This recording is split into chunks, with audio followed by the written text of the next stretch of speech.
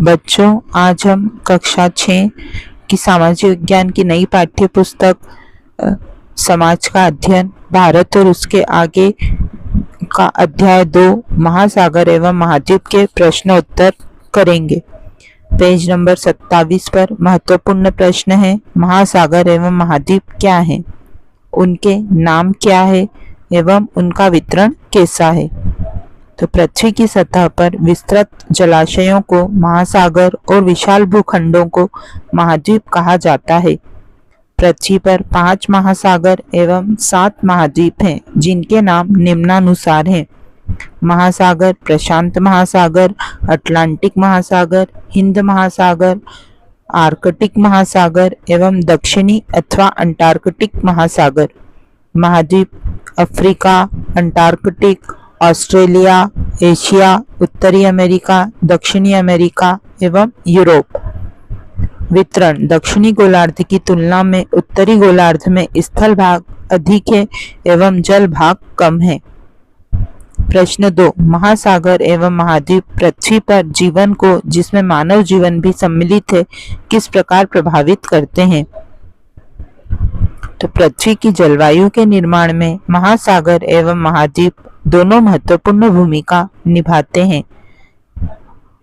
यह जीवन के सभी पहलुओं को प्रभावित करते हैं, जिनमें सभी जीव जंतु, पौधे एवं मानव जीवन भी सम्मिलित है। हम उनके प्रभाव को अपने इतिहास, संस्कृति एवं अपने दैनिक जीवन पर भी देखते हैं। महासागर और महाद्वीप पर्यावरण के अत्यावश्यक भाग हैं। महासागरों से महाद्वीपों पर वर्षा होती है। यह पृथ्वी के जल चक्र का भाग है। महासागरों के बिना वर्षा नहीं होगी तो पृथ्वी मरुस्थल बन जाएगी। दुनिया भर की आधी ऑक्सीजन महासागर का वनस्पति जगत उत्पन्न करता है, इसलिए इन्हें पृथ्वी के फेफड़े भी कहा जाता है। इस प्रकार महासागर एवं महाद्वीप जलवायु को नियंत्रित और पृथ्वी पर जीवन को बनाए रखने में महत्वपूर्ण योगदान देते हैं। पेज नंबर 29, आइए पता लगाएं। प्रश्न 1, प्रत्येक मानचित्र में वृत्ताकार रेखाओं को क्या कहते हैं। क्या आप जानते हैं कि दोनों ध्रुवों पर मिलने वाली रेखाओं को क्या कहा जाता है। उत्तर है, प्रत्येक मानचित्र में वृत्ताकार रेखाओं को अक्षांश रेखा कहते हैं एवं दोनों ध्रुवों पर मिलने वाली रेखाओं को देशांतर रेखाएं कहा जाता है। प्रश्न 2, किस गोलार्ध में अधिक जल है। दक्षिणी गोलार्ध में अधिक जल है क्योंकि वहां स्थल की तुलना में महासागरीय भाग अधिक है। प्रश्न 3, आपके अनुसार उत्तरी एवं दक्षिणी गोलार्ध में जल एवं भूमि का अनुपात कितना होगा, समूह में चर्चा कीजिए। हमारे अनुसार उत्तरी गोलार्ध में जल एवं भूमि का अनुपात 3:2 है, अर्थात यहाँ 60% पानी एवं 40% भूमि है, जबकि दक्षिणी गोलार्ध में जल एवं भूमि का अनुपात 4:1 है, अर्थात दक्षिणी गोलार्ध में 80% पानी एवं 20% भूमि है। प्रश्न 4, क्या सभी महासागर एक दूसरे से जुड़े हुए हैं या उनके बीच कोई विभाजन है। हाँ, सभी महासागर एक दूसरे से जुड़े हुए हैं। महासागरों का ग्लोब एवं मानचित्र पर जो सीमांकन है वह प्रचलन से अधिक कुछ नहीं है, क्योंकि प्राकृतिक जगत में किन्हीं भी सीमाओं का पालन नहीं करता है। पेज नंबर 31, आइए विचार करें। प्रश्न 1, जब पृथ्वी पर जल प्रचुर मात्रा में उपलब्ध है, फिर भी जल की कमी अथवा जल संकट की इतनी चर्चा क्यों सुनाई देती है। इसका उत्तर है, यद्यपि पृथ्वी का 2/3 भाग जल से घिरा है, किंतु इसका अधिकांश भाग महासागरों में है, जो कि लवणीय जल खारा है, जो मानव सहित बहुत से स्थलीय जीवों के उपभोग के लिए अनुपयोगी है। वहीं दूसरी ओर अलवणीय जल, जो कि ग्लेशियर, नदियों, झीलों, भूमिगत जल स्रोतों के रूप में प्राप्त है, वह बहुत ही अल्प मात्रा में है। इसलिए हमें जल की कमी अथवा जल संकट की इतनी चर्चा सुनाई देती है। प्रश्न 2, जल संरक्षण के कौन कौन से उपायों से आप अवगत हैं। इनमें से किसका उपयोग आपने अपने घर, विद्यालय, गांव, उपनगरों एवं नगरों में होते देखा है?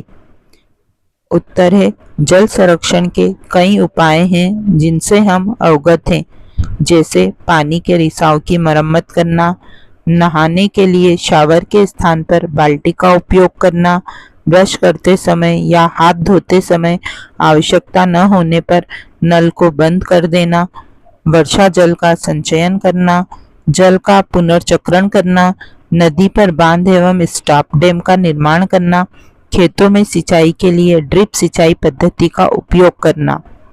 घर एवं विद्यालय में हम पानी के रिसाव की मरम्मत करना, पानी को व्यर्थ नहीं बहाना एवं वर्षा जल का संचयन करना आदि उपाय करते हैं। गांवों, नगरों एवं उपनगरों में नदी पर बांध एवं स्टॉप डैम का निर्माण, जल का पुनर्चक्रण, वाटर हार्वेस्टिंग सिस्टम आदि उपाय किए जाते हैं। पेज नंबर 32, आइए पता लगाएं। प्रश्न 1, नीचे दी गई तालिका में बताइए कि 5 महासागर किस गोलार्ध अथवा गोलार्धों में अवस्थित हैं? तो उत्तरी गोलार्ध, दक्षिणी गोलार्ध। प्रशांत महासागर तो दोनों गोलार्ध में है, इसलिए हाँ। अटलांटिक महासागर भी दोनों गोलार्ध में है, इसलिए हाँ। हिंद महासागर भी दोनों गोलार्ध में है। दक्षिणी महासागर उत्तरी गोलार्ध में नहीं है, केवल दक्षिणी गोलार्ध में है। आर्कटिक महासागर उत्तरी गोलार्ध में है, दक्षिणी गोलार्ध में नहीं है। पेज नंबर 36, आइए पता लगाएं। ये विभिन्न महाद्वीपों को वर्गों में दिखाया गया है।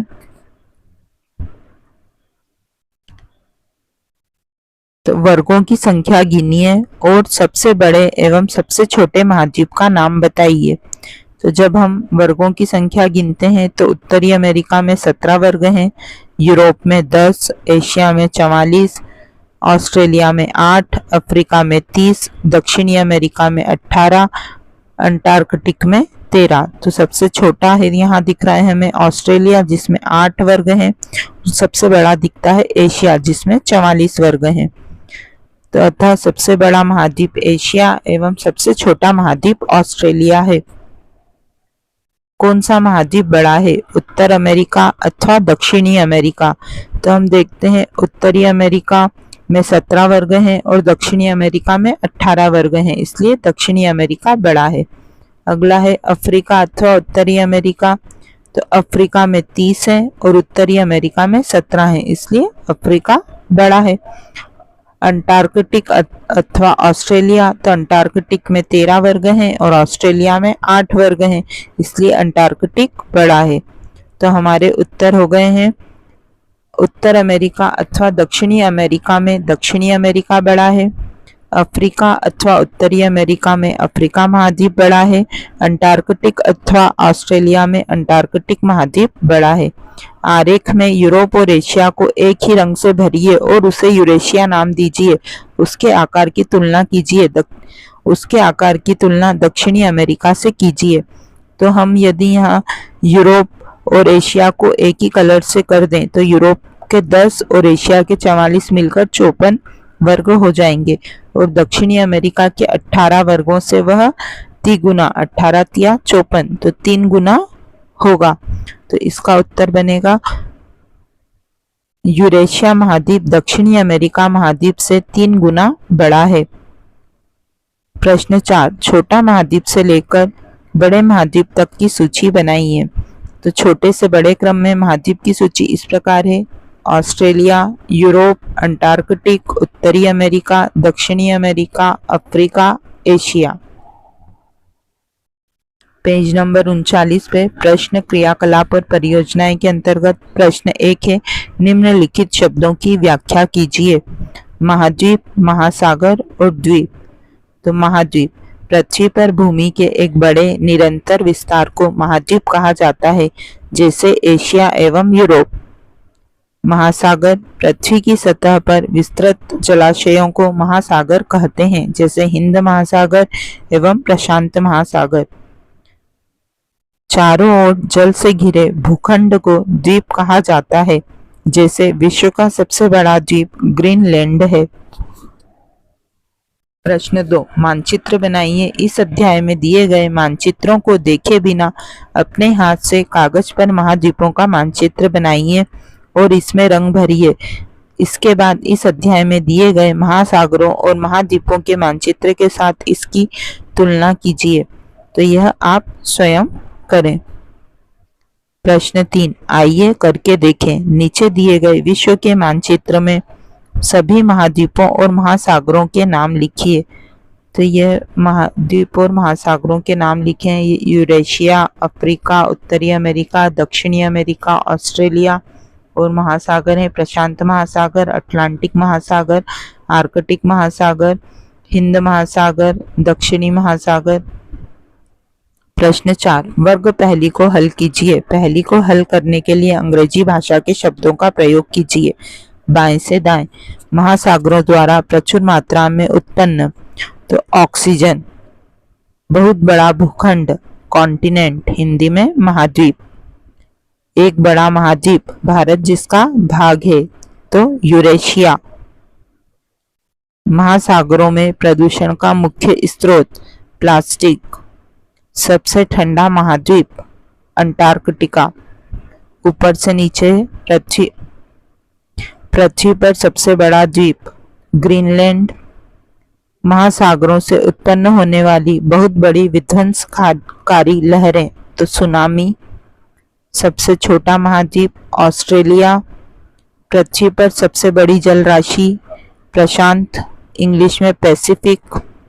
वह भूखंड महाद्वीप नहीं जो चारों ओर सागर या महासागर से घिरा है, तो आइलैंड, हिंदी में बोलेंगे द्वीप। और इसको इस तरीके से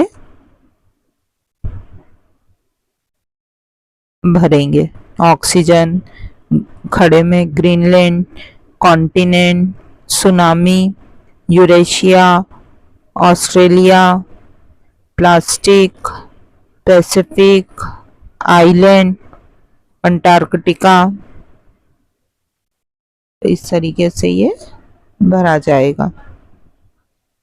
इसी के साथ हमारा अध्याय 2 समाप्त होता है। जल्द ही अध्याय 3 के साथ पुनः मिलेंगे।